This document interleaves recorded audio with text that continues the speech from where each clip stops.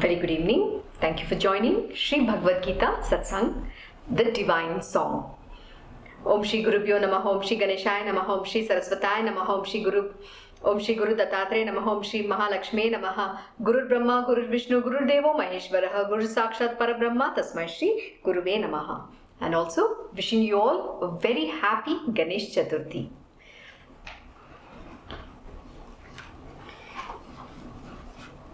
We will be continuing from where we stopped last week, that is chapter 2.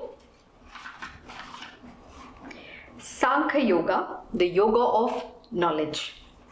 We did from verse 1 to 8. So let us continue from verse 9. Sanjaya said, O king, having thus spoken to Shri Krishna,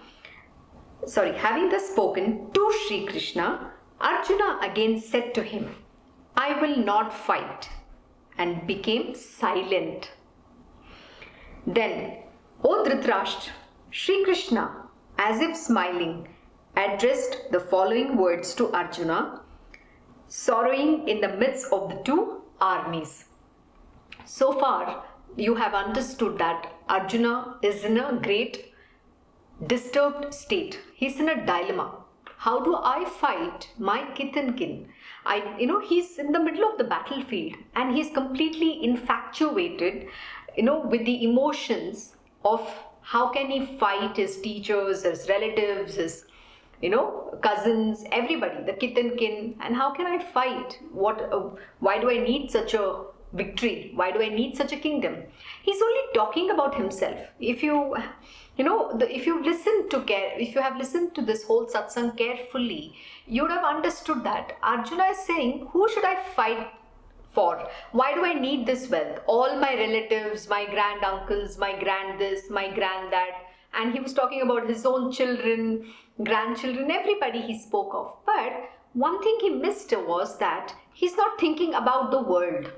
The Lord is with him and yet he is given into emotions. He's completely weakened by, the state that he's come about. That how can I fight? And what is he saying to the Lord?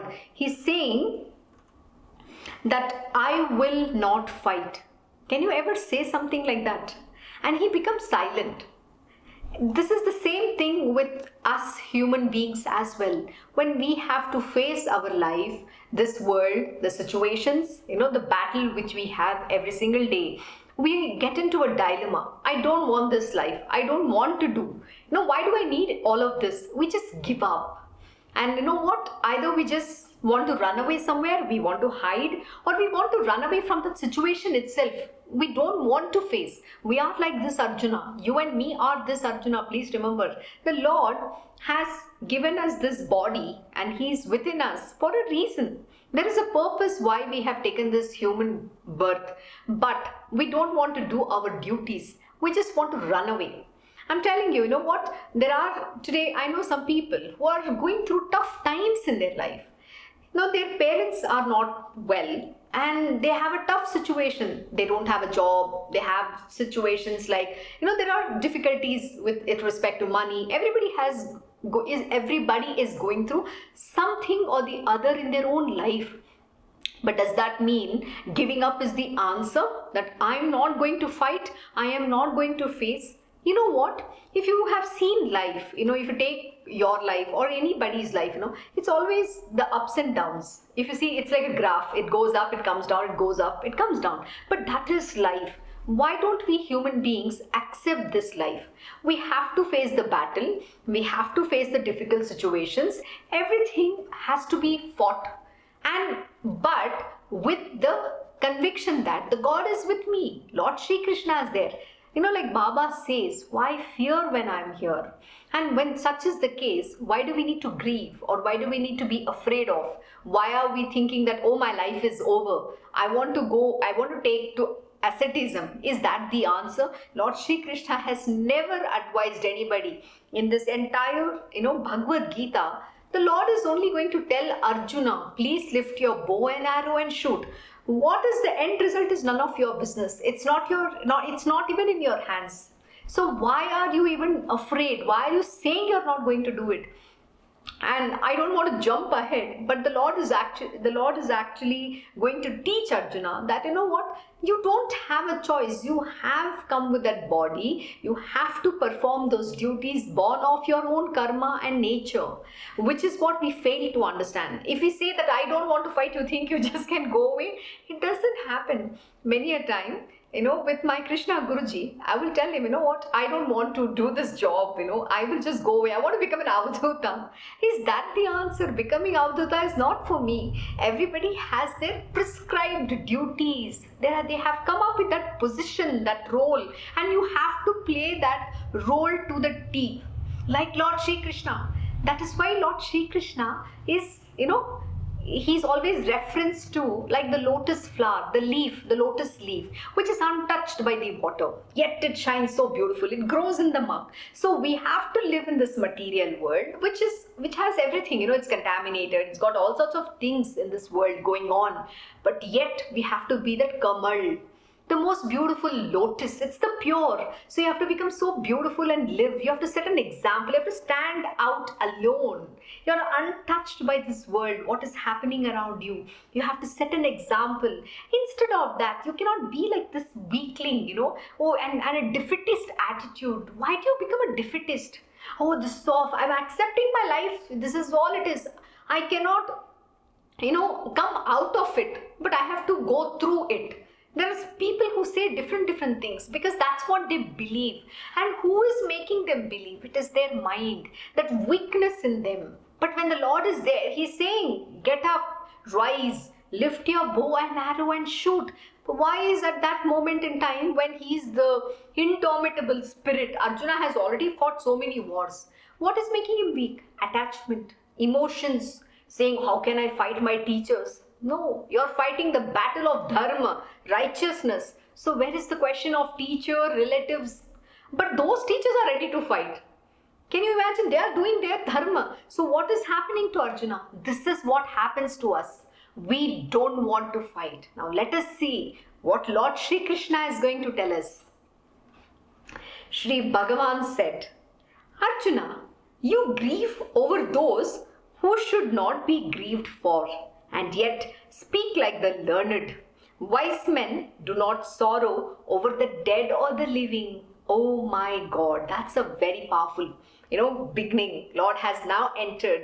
He's now going to start His teaching. Please remember, the 2nd chapter and the 13th chapter of the Bhagavad Gita is the most difficult one. And the 2nd chapter covers the entire teachings which the Lord is going to give in the next, 18 chapters that we have to cover.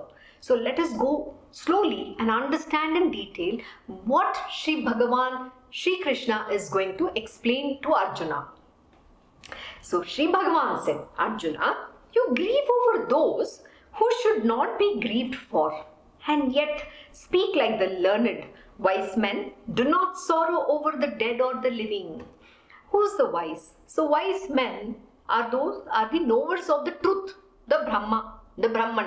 Okay, they are the knowers of the truth. So he's saying, why are you grieving over those who you should not be even grieved? What is he meaning by that? See, we are grieving out of attachment. We say, oh, that is my brother, this is my teacher, but you're associating with the bodily relations. Please remember, this body is born with certain people because of the karma. Please remember, every birth is nothing but a repayment.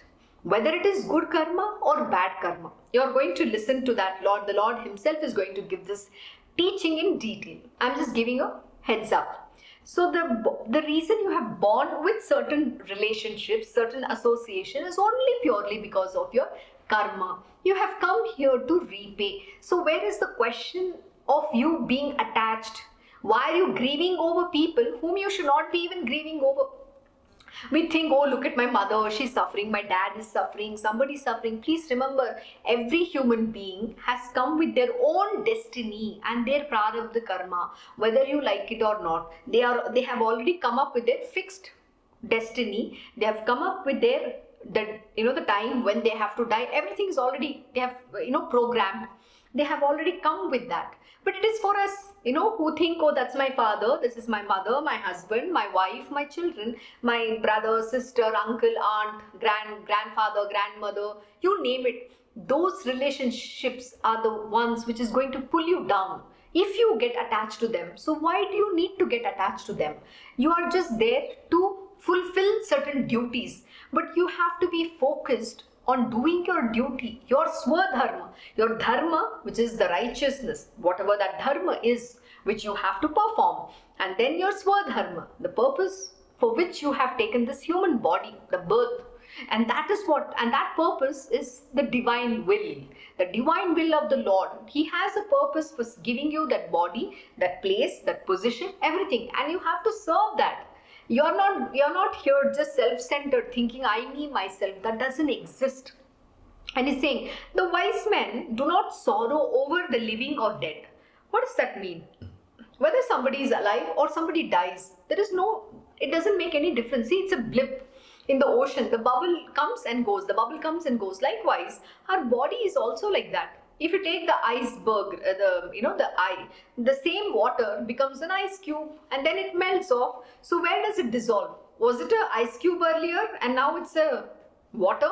What was it? It's one and the same. It's similarly this body. It's just a blip. It comes, it goes, it comes, it goes.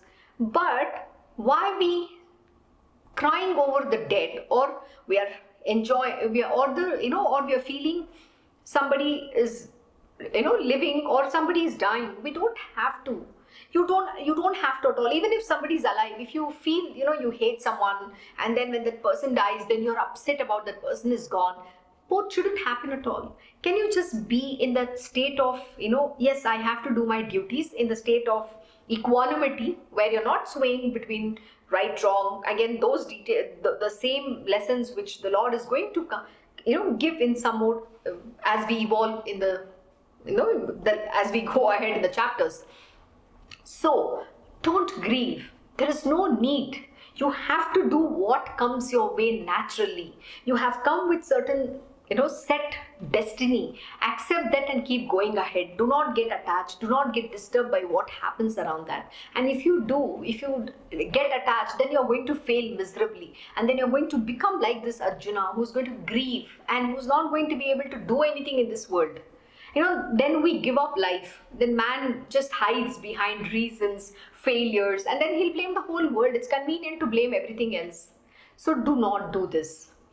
In fact, there was never a time when I was not, or when you or these kings were not.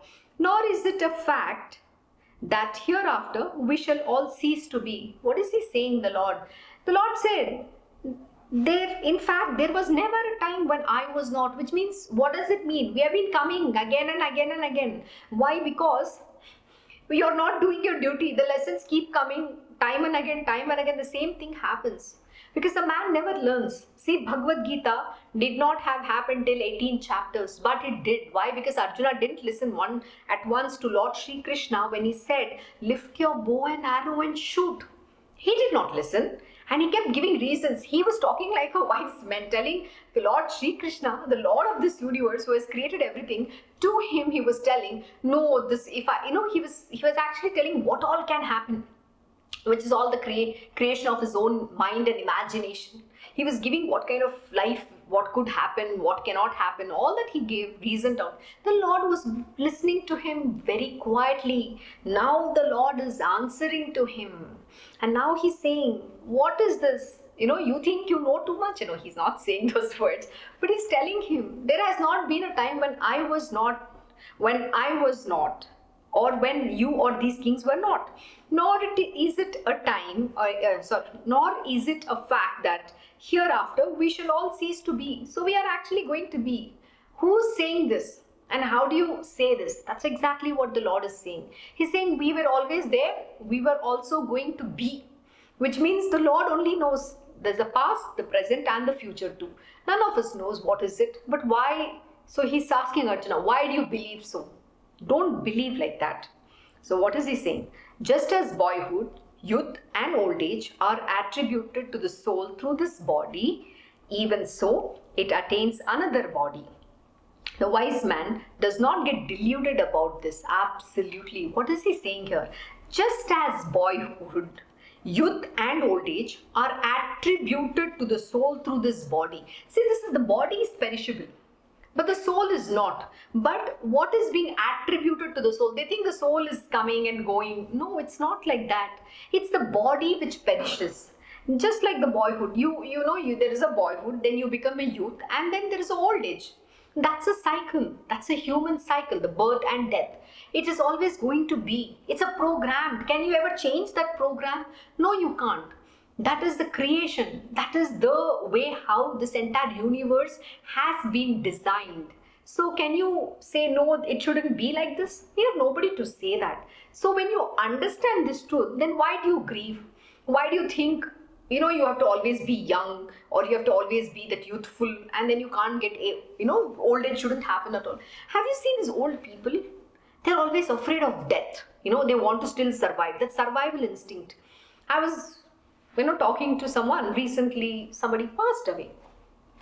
And this person, whatever the time, he didn't know he was dying. That person didn't know that, he was going to die. But what was it is, just before the death of a couple of months, he did exactly some of those very, things that those little desires got fulfilled of his, whatever that was there. But the person didn't know the person was going to die. But the death, came at the time when it has to. And it all just happened overnight. So we think that the old people are always afraid of death. They think something is going to happen to me, but something will happen to me. They don't surrender their life to the divine. What has to be will be. When we are born, we have to anyways die. Sometimes I wonder, why do we celebrate birthdays? Every birthday is just a reminder to you that you have survived another year of death. And you're 1 year closer to your death. But people don't understand the truth about this. We think, we are going to live long. How long? What is long? And you know what? The most important aspect is, when you're there at this moment in time, you need to live life to the fullest. And the other day, my Guruji was teaching a very beautiful lesson. He said, sometimes you have to enjoy the torture as well. What does that mean? Accept everything the way it is. You might think life is painful at this moment in time. Oh, I don't have a job. I don't have money. My life is miserable. It's a hell. I don't know what I'm going to do. I don't know what's going to happen tomorrow. This pandemic. There's so many different things we are worried about. The uncertainty kills a human being, and they get so lost in their mind thinking about the unknown future of theirs. They all assume something is going to be there. They don't know what the future looks like, but they think that they have to do something which will make a secure future. But please remember, nobody has that capacity to determine what their future is going to be. It is in no one's hand. Planning alone is your duty. Doing alone is your duty. What is going to come out of that is never in your hands. Please remember. That is only the divine Lord knows. Nobody else knows. So why are we so afraid of life? So coming back to the old people, they're always afraid of death. They're wondering, oh, when will something happen to me? But anyway, it has to happen someday. You are going to die. But why are you fearful about it? Why can't you live a very beautiful and a peaceful life today? No, they don't want to. They want to waste that God-given beautiful life. They're always thinking in their mind, I didn't get this. My life has been bad. Have you seen some people when they wake up, they're like literally, my Guruji will say something very funny. This person looks like he has drunk a bottle of castor oil. They're gloomy. There's no smile. In our Krishna ashram, when we wake up to the beautiful lotus feet of my Krishna Guruji. We'll just wake up with that beautiful thought, and our day is so beautiful. We wake up with a smile. You have to smile. Worst come worst, what can happen at the end of the day? You might, you can come to the streets or you can die. My Guruji was always asked, ask yourself this question. What is the worst that can happen to you? You might lose the job. You'll have no money. You might be thrown out of the house, thrown out of your company, thrown out of the country. At the most, what is that can happen? That's all that can happen. And beyond that, but there will be something that's planned for you, and something else can come up. So why are we afraid? We don't have to be afraid. Surrender to the divine Lord. Make your life worth living. Accept accept that if you're old, someday you will have to die. But until you are there, can you make your life beautiful? This is what people don't seem to understand. They waste their life, and when something happens, that time everybody wants to sympathize. The person is dead and gone. Today, you are actually praying that person. Now you're celebrating some days. You're offering food that the person loves. You're bringing nice, beautiful garlands. The person is already sitting in the photo. How should it matter? You're on that person's behalf, you're enjoying the food, telling, oh, this person liked it. But when that person was actually there, you never expressed that love. You never showed that little bit kindness to that person. You behave badly. We all behave badly. It's not just one person I'm talking about. It's about all of us. We behave badly. We don't value when that person is alive. We just want to say bad things. We want to misbehave. What is important? What in the whole chapter, in this entire Bhagavad Gita, the Lord is going to teach about the most beautiful thing, which is about love and goodness. And love is what we have to give. We have to be kind. We have to be compassionate. We have to show our goodness, which is something we don't do. And when the person dies, then you'll grieve for a few days. And after that, you put a big mala, the garland, and then you offer some nice things. But the person is not going to eat. He's not even alive. He or she is not alive to eat. But you're eating. And then what are you trying to show? That you're somebody great. You're having a lot of sympathy. That's no use. There's no point. So my Guruji will say, when you have that person, that object with you, you need to value that. Tomorrow when it is gone, why do you rue after something is gone? Why do you grieve after something is gone? There's no point. Similarly, we don't have to think that this body is eternally going to be there. This body is just a temporary thing. God has given this human birth. There are two important reasons why we have this human birth, which is what I've explained in my Satcharitra Satsang, that is Sai Satcharitra. In that, Sai Baba says, in his 8th chapter, the purpose of human birth is very beautifully described. One is, most important is the first goal, the highest goal is to go towards God realization. Because only through the human birth can you attain God realization or self-realization. And the number 2 thing is the purpose for why you have been given this human birth. You have to fulfill that purpose. And that is why you have got this human birth, which we very conveniently forget. So here, the Lord is nicely saying the boyhood, youth and old age are just attributed to the soul through this body. And who is it getting attributed to? The soul. See, the soul, when we say it's not the Jiva, right? There is only one Atman, that is Paramatman. So when we say this body, we say the Jivatma and the Paramatma. In fact, that is also detailedly explained by the Lord. I am not going to go in depth right now. But let us stick to what is he saying here. So we don't have to think this body is just, there at all times. This body has to go through its phase. It's like a cycle. It's got its own cycle. You're going to be born. You're going to have your boyhood, youth and, old age. And accept that. And don't attribute. It actually gets attributed to the soul through this body. So that is what is happening. So why are you getting dissuaded by that? And then what is he saying? The wise man does not get deluded about this. One who understands the truth about this, he is not going to get deluded. He's not going to get upset. Oh, how can I kill my brother, sister, whoever that is.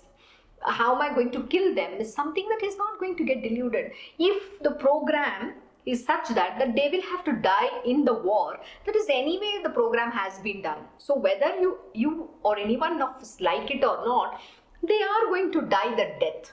See, the death is also predefined. Everybody comes with that destiny. The destiny is already predefined, which means how I'm going to die is already determined. Now, that cannot be changed, but that is what we don't understand. We think that it is in our hands. That is what Lord is saying. Don't ever deter. The wise man who understands this truth doesn't get deluded. So let us continue.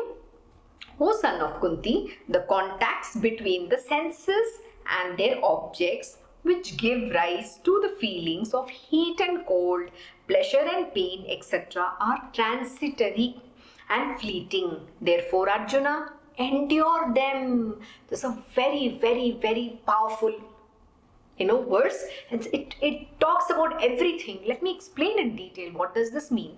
O son of Kunti, the contacts between the senses and their objects, which give rise to the feelings of heat and cold, pleasure and pain, are transitory and fleeting. What does this mean? See, the moment you look at an object, your eyes is seeing. The sense is coming in contact with the sense objects. The moment the senses come in contact with the sense object, say you're seeing a beautiful woman walking, immediately your mind comes in there and it says, oh, such a beautiful woman, oh my God, I wish I could marry her. That's the first thought that comes in. What is acting? Your mind immediately comes in and reacts. Okay, it's called a reaction. The thought is immediately created. The next, you see, gulab jamun somewhere. The moment you see gulab jamun, your mouth starts watering, and then you are like, oh God, I want to eat. So what happened? The moment your eyes saw and your taste buds are, it's already triggered that I want to eat the gulab jamun. It's like craving now, the sweet. Similarly, you hear something, somebody saying some things good, and you hear that. You feel mighty pleased. Oh, that person is talking all nice things about me, and you just hear someone saying something bad. Your reaction is, oh my God, oh, that person is saying all the bad things about me. How can? So what are you doing? You're swaying. Pleasure, pain. Heat, cold. That's hot, cold, heat, cold. Pleasure and pain, good, bad. We are constantly swaying, But what happens? Let me explain to you what happens in the case of the wise being or the divine masters. They, even when the sense comes in contact with the sense object, there is something called, we have 5 sheets. This body, we have 5 sheets. So the food body, so it's called Annamaya Kosh, Pranamaya Kosh, Manomaya Kosh, Jnanamaya Kosh, and Anandamaya Kosh.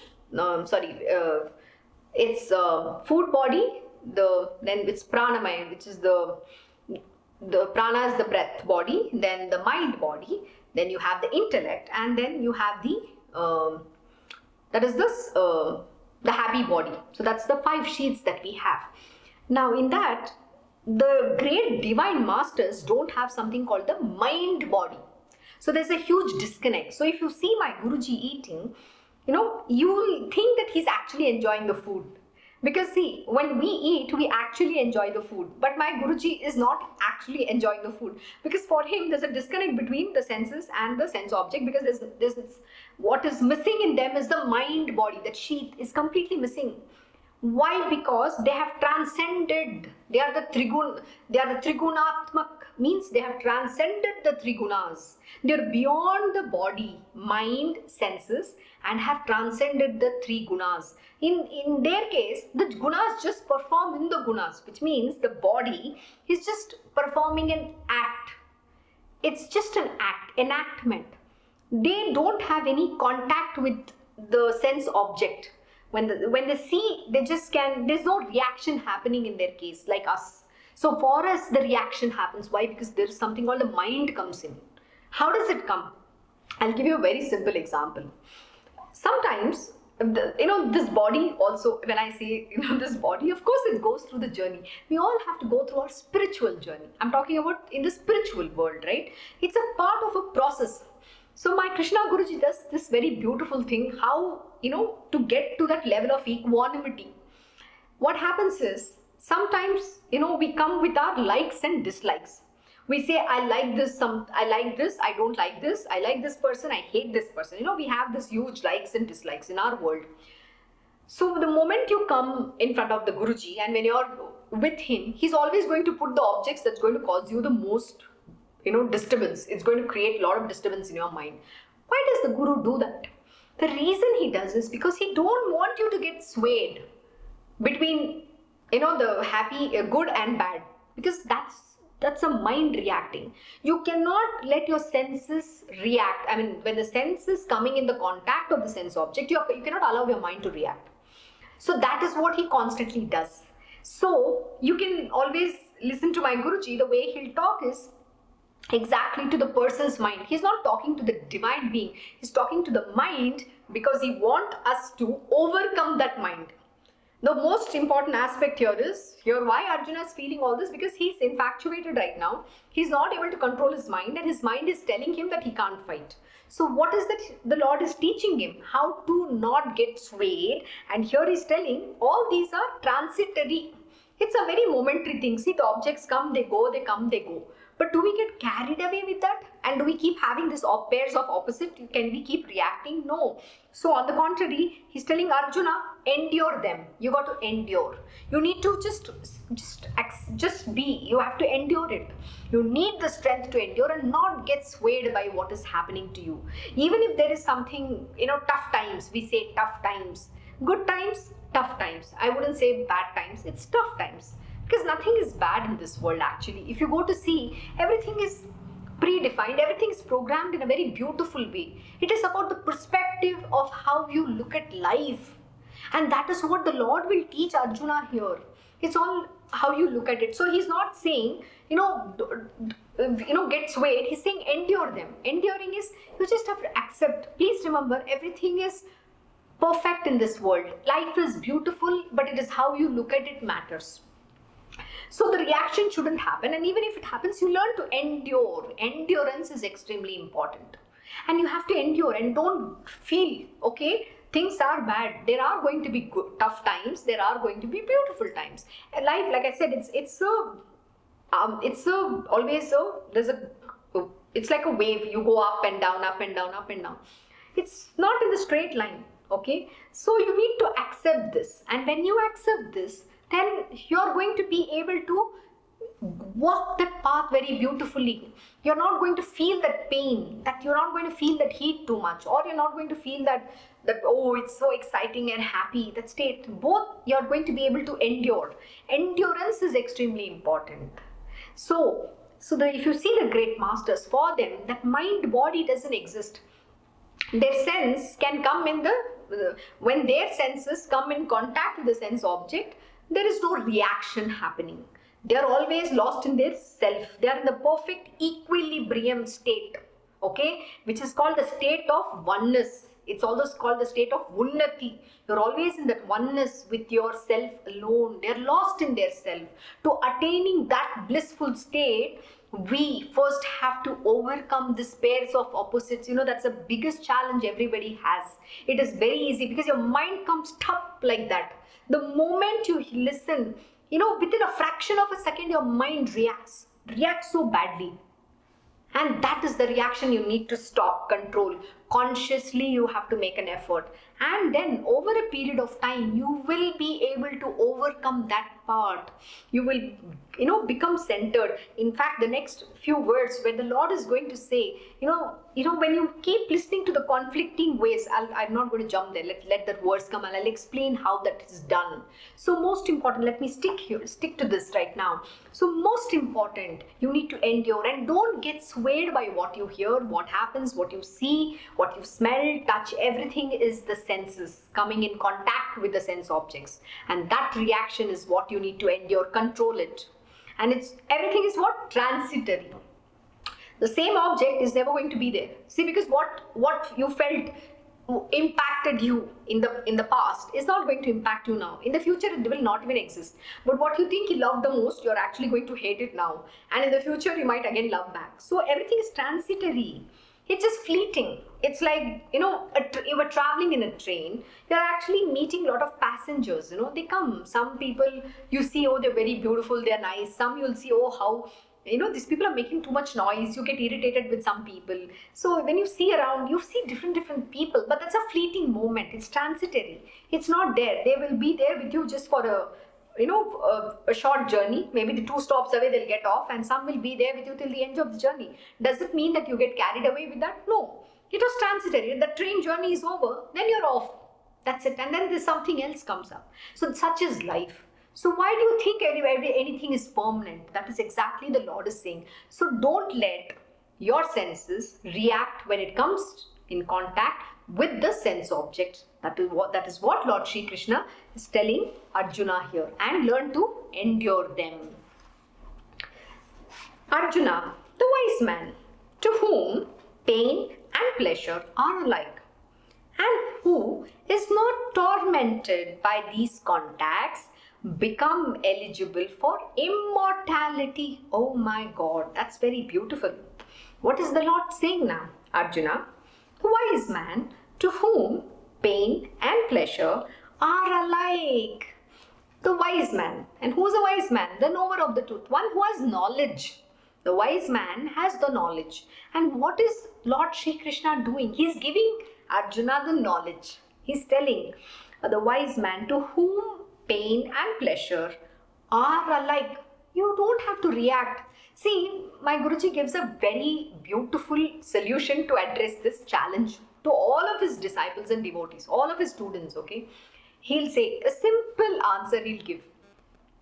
If somebody is praising you, think that that person is giving, insulting you. He's saying all sorts of bad things about you. And once somebody is giving, saying all sorts of bad things and insulting you, think that the person is praising you. And that way, you're not letting your mind sway. But it's actually easy said than done. You know why? I'll tell you very simple. If somebody is praising you, you get very elated. Oh God, you feel mighty pleased. That is but the natural way how the mind will react. That is the nature of the mind. That's the mind's nature, okay? It's again, human nature as well as the mind's nature. And the mind also has a mind of its own. We'll be learning all about it, okay, as we go along. So you need to understand that you don't have to react. You don't have to feel elated. People will praise. Please remember, sometimes you need to understand those praises are not going to take you anywhere. They're all just false praise.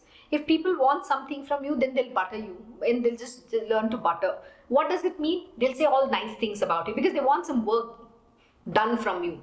And when sometimes people, like, you think they insult you or they say some things against you, you might not like it, but maybe that is the truth. So why get carried away with both? Does it even matter? Just because somebody is saying, oh, you're incapable, you don't know how to speak English, does it mean you don't know? That is that person's point of view. Why are we letting us get affected by other people's opinion about us? You need to be sure about who you are. You need to be sure about yourself. Why should somebody, tell you you're good or bad? Then are you giving your, who you are? It depends on what other person says about you. No, then you're giving the charge to somebody else to rule your life. And which means you're not even confident about your own self. That is sad. So never get swayed by the praise or the ignominy. The pleasure and pain should become alike. And you need to build that state. That state of equanimity has to always be there. And let me tell you, that is not so easy. But consciously, when you keep practicing, like what my Guruji has taught, when somebody praises you, think they are saying all the bad things, and somebody saying all the bad things about you, think that they are praising you. This one beautiful lesson has to be constantly practiced. And when you actually start doing that, let me tell you, many a time you have to consciously practice till it becomes a part of your, way to look at life or things. At that time, what happens is, you're not going to get disturbed, let me tell you. You're going to be perfectly in that state of equilibrium. Let the world say whatever they want to. Does it matter? How should it matter? Other people's opinion should never matter to you. Why should it matter? You see, everybody's talking from their point of view and from their mind alone.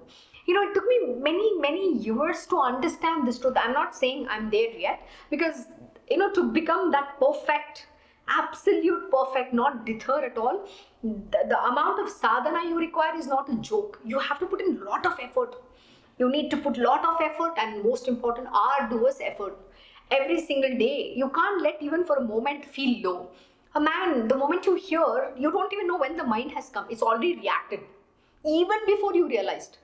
But you need to be ahead of your mind. You need to learn to control and stop it from that reaction. So how much alert you have to be. That is called being aware of the self. You have to always be watchful of your mind. You have to be aware. If you just slip a bit, even before you realize, it's gone already. So never let that happen. So my Guruji will say, it shouldn't matter. You cannot sway between the pairs of opposites. And also your behavior, when we like somebody, we'll be extra nice to them. And if you don't like somebody, you will be very mean people. Again, that cannot happen. You have to show your goodness. Being divine means you have to be your good self all the time, whether you like somebody or you don't like somebody. So this is the things we all have to overcome. Becoming divine being or empowering yourself to that higher self is not so easy. Why? Because first we have to overcome all our lower nature, our inherent nature, that lower nature, all that, the tendencies, vasanas, all that you have to overcome, and it's a lot of effort, and you have to consciously practice. It cannot be achieved overnight. This is the truth you need to understand. Oh yeah, one day I practiced, yeah, it worked out. Tomorrow, the next moment, somebody's praising, I'm feeling mighty pleased. Somebody said, how dare that person talk to me like that? This is the reaction, it comes immediately. So what has happened? Your mind is already coming. So what happened to that lesson? It went to the drains. So the lesson has no value then. So why are you even sitting and listening? See, my Guruji says, the reason why we need to sit and listen to the satsang is, someday it will enter us. Someday we will be able to apply the lessons learned. Application of the lessons learned is extremely important. So here, the Lord is telling Arjuna, the wise man to whom pain and pleasure are like, and who is not tormented by these contacts, becomes eligible for immortality. That is when you can attain the highest. Eligible, he's saying, only then can one become eligible for immortality. You cannot get what? Tormented. He's using a very beautiful word, tormented. We get very, it's just like disturbed. You should see, a lot of people, they're living in their mind constantly. They can never be happy because they are just lost in their mind. They dwell in what people talk about them or don't talk about them. We're always lost about how people think about us. You know what? You don't need anything, and you don't have to bother about what others think or don't think about you. First, you need to become beautiful or think beautiful about yourself in your own eyes, in your own self. You have to start thinking about how good a being you are, how much you have to work hard to attaining this, the eligibility criteria of not being tormented. So this is what, when you start living these lessons, you will reflect, you will set an example to the world out. You don't have to prove anything to anybody. This is what my Guruji always teaches us. First, you have to rise in your own eyes. You don't have to feel small about yourself. First, rise in your own eyes. When you start rising in your own eyes, then you'll understand how to look at the world, how to treat them. See, the few days ago, my Guruji was teaching some very beautiful lesson. In that lesson, it also meant that, when we are in a surrounding, we are in an environment, we get impacted, and that behavior also determines of our environment, how others behave around us, what kind of an impression that they leave. So, for us to make a difference in the world, you have to always make good impressions in people's mind. See, because mind is always impressionable. That's what Guruji will say. He'll say, it carries those impressions. That is why we say the first impression is the best impression. So, what is that you want to create? So, always create an impression of goodness, that greatness, that divinity. When somebody sees you, they have to be very conducive. They have to become conducive around you. They need to get that feeling of, that divine, great, the goodness, that love is what they have to experience. See, today people don't understand how these impressions are created, and because of which we carry those impressions and also tend to become bad or good. And that is what we all have to overcome, understanding the truth about the life and why does this happen. So that is why he says, right, a wise man to whom all these pairs of opposites are alike, then he's not tormented. Then we don't get disturbed in our mind. Our mind is not tormenting us. It's not creating that havoc. If you don't like somebody, when that object comes in your mind, you're dwelling on, and you should see your face, your expressions, and you're lost in that. It makes you gloomy, devilish. That smile is not there on your face. You should observe people, and you should watch. And this is something my Guruji has taught. If something is disturbing and someone, you observe. If it's a bad thing or something which is not, it's painful, you can observe all the negative aura around them, the negativity. They'll start, spewing venom. They'll start talking badly. Their behavior is bad. But that's not what you want to throw in this world. Please remember, it's what you offer in the universe is what is going to come back to you. So that is why we need to have a conducive behavior. Goodness is what has to pour out from us. So when will that happen? When we ourselves are not tormented with the pleasure and the pain from this world. And when we see that goodness within us and around us. So what happens when you're full of your good self? You're reflecting the goodness around you as well. And then you're making everybody's world beautiful. This is a very, very important and a powerful lesson we don't understand, and we always end up living in our own petty ways. And that is what we have to transcend. That is what you have to learn from what the Lord is teaching and apply that lesson in your life. Until you don't do that, you can't evolve. So what is he saying? Only when you are able to do that, then one becomes eligible for immortality. So let us continue. The unreal has no existence and the real never ceases to be. The reality of both has thus been perceived by the seers of the truth. Wow. What is he saying? The unreal has no existence and the real never ceases to be, which means this world is an illusion. Those are all unreal. What you hear, what you see, it's everything to do with senses and the sense object. You're actually just perceiving. And this unreal has no existence. But to understand that is unreal, first you need to have knowledge, and which is what Arjuna is getting now. Lord Shri Krishna is teaching him. He's telling him, this is what the seers of the truth have been perceived. Who has perceived it? The seers of the truth. One who has seen the truth. I wouldn't say see. Yeah, they have understood the truth. They are the knowers of the Brahman, or they are the seers of the truth. So they have understood it.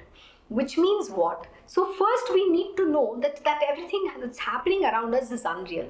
But you know what? Because we feel attached to the body, we feel every incident, everything that you hear, you touch, you feel, you sense, you smell, everything you taste is so real. That thing feels very, very real.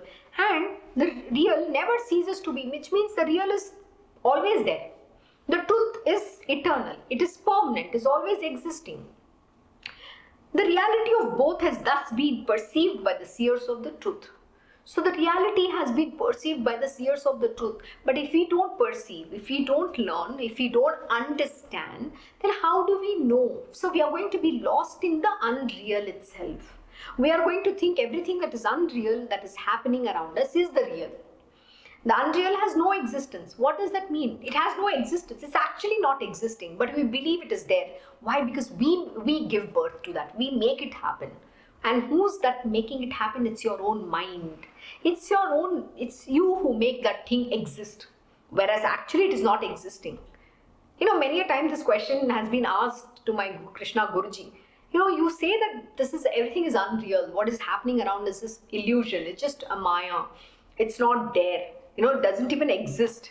Has no existence. But it feels real. It appears real. My mind thinks it is, I can see it, I can feel it, I can touch. But what is it? Feel, touch, everything is connected to the senses. And who's the culprit over there? Who's actually feeling? And where does this feeling come? It's in the mind. But why is the same thing not being felt by the wise men or the seers of the truth? Because they don't have that sheath called the mind body itself. They have completely overcome that. And when they have overcome that, can you think they feel nothing? They understand perfectly well that there is no existence of this unreal in this world. And the real never ceases to be. It's always there. The real is the only thing that is there. But that is something we are not able to perceive because we are attached to this body. This body, mind and senses. And the three gunas which we will be learning. And beyond that, it is also the maya, what we see around, the illusion, and we get deluded by what is happening around us. And then we lose, the whole focus is gone. Then we become that crass human being who is entangled in the cycle of birth and death. And that is the most important thing which we have to avoid. And how do you avoid? Only through knowledge and experience and walking that path, without which there is no way out of this. So, the how do you now overcome? What is the most important thing is that mind-body. The mind-body which creates all these impressionable things in your mind and which keeps giving you imaginations. Oh my God, that's so real. This person spoke badly. I'm suffering. I'm the one who's the aggrieved party here. I'm the one who's suffering. This is only happening to me. Have you heard this same story from everybody? You go ask anybody in this world. Everybody will say their own story. You think the rich people are very happy. There's another way to look at it is people have a very interesting way to understand life. If somebody is super rich, they think their life is very beautiful. Their life is hunky-dory. They have all the riches in the world. They're the most happiest people. Happiness is not directly proportionate to the wealth or the money that they own. Please remember, it's not with that. It is about, what is it called? The state of your mind.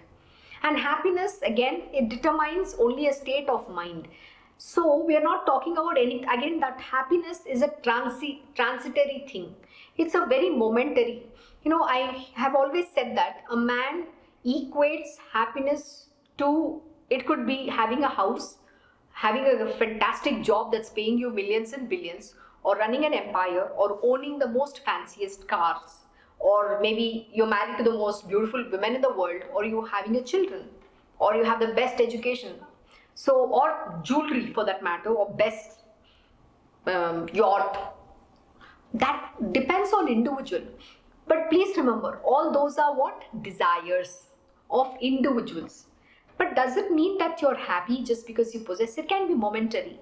So the moment I possess the yacht, okay, I have, oh God, the biggest yacht that I ever imagined, I have it, I own, I'm the richest guy in the world. Okay, you've achieved that status, then what happens? Finished, your happiness is over. Once you've attained that object, then your happiness is done. Then what is then the meaning to your life? Then you're actually aspiring for something next, bigger one. So is there really a happiness in the wealth or the money that you hold or the kind of things that you want? Please remember, that's only a momentary thing. It's your desires. It's your, I wouldn't even say ambition. Okay, ambition you can have that I want to achieve something. It's more your desires. You're fulfilling your desires. But desires doesn't translate into the real state of that oneness we talk about. And that's why in the spiritual world, we don't say it happiness. We say blissfulness, because blissfulness means you're always in the state of that self, that oneness with the divine, which is it's eternal. You're not going to sway. So happiness only is a momentary thing. It'll only give you that much of joy for that moment in time, because you ate something. The moment you get that object, you've enjoyed that object, that happiness is finished. So it's a transitory. That's exactly what the Lord is explaining. So it's gone. But in the same thing, even if you take the happiness, again, sad, this, you're unhappy, you're pain, you're going through some bad moments, that is pain. The opposite of happiness is your sorrow. So you're suffering at that moment. So is that suffering is also permanent? No. Even that is transitory. And that is why he said, none of this should affect us. But what is the most important thing is we have to transcend this. But first, we need to overcome that mind. So here he's saying that unreal has no existence. All this is unreal. Whatever we run after, what we see, what we're doing, everything is unreal. And the real is always there. But that is what we have to seek. When you understand this truth, then you're not going to be tormented. And he's saying both has thus been perceived by the seers of the truth. So they have perceived this truth. So that is what we perceive. Once we understand this truth, then we are not going to say, oh, how can I? Then I'm not going to question about not fighting the war. I'm not going to question about how can I kill this person or not. I will be perfectly, in tune to what I'm supposed to do. And I will exactly execute my duties to the highest of my abilities, God-given capabilities. I will just go fight the war. Just do it, because that is what my Swadharma is. That is my dharma, and follow the path of dharma, which is the righteousness. And I will not going to question the divine being. How can I fight? I'm not going to fight. I'm never going to say those words. I cannot, I do not, I don't want to. The not is what we have to remove from our world. That is negative. And we have to become full of positive. My Guruji will always say the positive saying. Don't begin with two negatives. I cannot, I do not know, I don't know. You know, this word I don't know is very annoying. Because everybody knows, or you have to make an effort to know. Learning is important. On the contrary, say the upside of it. I can learn, I know. I mean, it's not, the knowing is not in arrogance. And okay, sometimes I have to be very careful here when you say I know. The I know is also detrimental, because that becomes an ego and arrogance, that arrogance of knowledge that I know. No, nobody can know. You have to learn. The learning the right knowledge is important. Here Lord Shri Krishna is imparting the truth to Arjuna, and this is the real knowledge, and this real knowledge, the truth, is what we need to understand so that we know how to live our life. That is why we say you have to live a life, God-pleasing life. And when we do that, we will attain our highest will, both in spiritual and having been born as this human birth, having taken this human body, we will also attain the goal of serving our purpose. Both will be attained. So with that, I will today stop at verse 16. Tomorrow we shall continue from verse 17. Thank you so much for joining Shri Bhagavad Gita Satsang. If you would like to come and join the Satsang in person, please let us know. Please feel free to come to our Krishna Ashram. Once again, have a very good evening. Om Shri Mahaganapate Namaha. Om Shri Gurudev Datta. Om Shri Sachidananda Sadguru Sainath Maharaj Ki Jai. Om Namo Bhagavate Vasudevaya. Digambara Digambara Shripad Vallabha Digambara. Om Shri Krishna Gurunath Natha Shri Guruve Namaha. Om Devi Durgaya Namaha. Om Shri Krishna Arpanam Namastu. Krishnam Vande Jagat Guru.